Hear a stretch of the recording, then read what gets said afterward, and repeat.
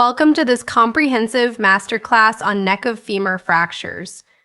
Over the next few minutes, we'll cover everything from the critical anatomy and biomechanics through to fixation, arthroplasty decisions, and the numbers you absolutely need to know. These are the core principles to hold in your mind. An intracapsular neck fracture is unique because it directly threatens the femoral head's blood supply, risking avascular necrosis. Remember that elderly osteoporotic patients typically present after low-energy falls, while younger patients sustain these from high-energy trauma, making it a true surgical emergency. Understanding why intracapsular fractures matter comes down to one critical vessel, the lateral epiphyseal branch of the medial femoral circumflex artery. When the femoral neck fractures and displaces, these vessels tear.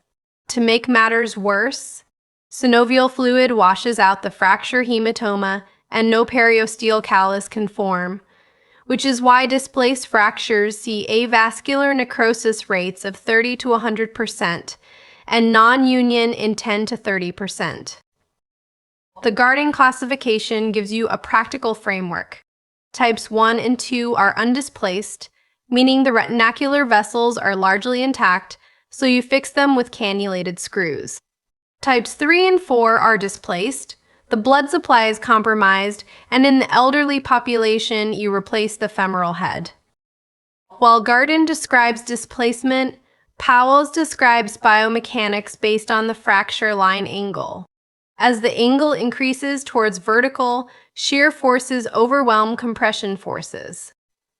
A type 3 fracture at greater than 50 degrees is highly unstable with fixation failure rates of 30 to 40%. The Gardin classification drives the core decision for intracapsular fractures. The simple rule is to fix undisplaced fractures and replace displaced fractures in the elderly.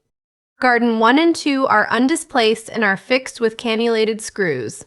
Gardin 3 and 4 are displaced, threatening the blood supply to the femoral head, and in the older patient are best treated by replacing it with an arthroplasty. Once you have decided to replace the femoral head, how do you choose between a hemiarthroplasty and a total hip replacement? Offer a total hip replacement to the patient who is independently mobile outdoors, who is cognitively intact enough to follow hip precautions, and who has a reasonable life expectancy. Everyone else is generally better served by a hemiarthroplasty. Your treatment pathway always starts with surgery within 36 to 48 hours to reduce mortality and complications.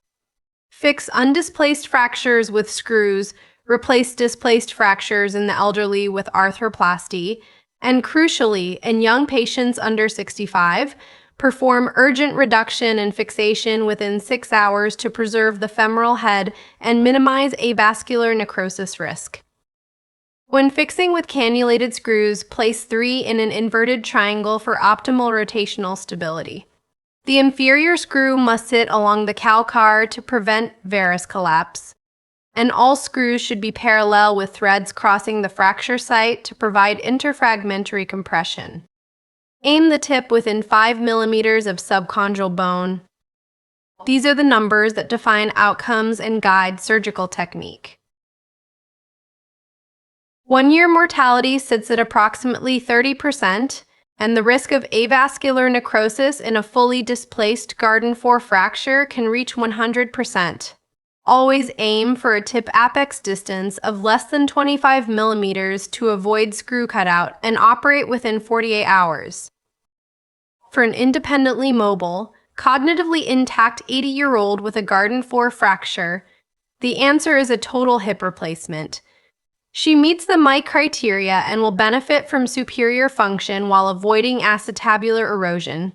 Use a cemented stem as it carries a lower risk of periprosthetic fracture in osteoporotic bone. In a 25-year-old after high-energy trauma, your priority is to save the native hip.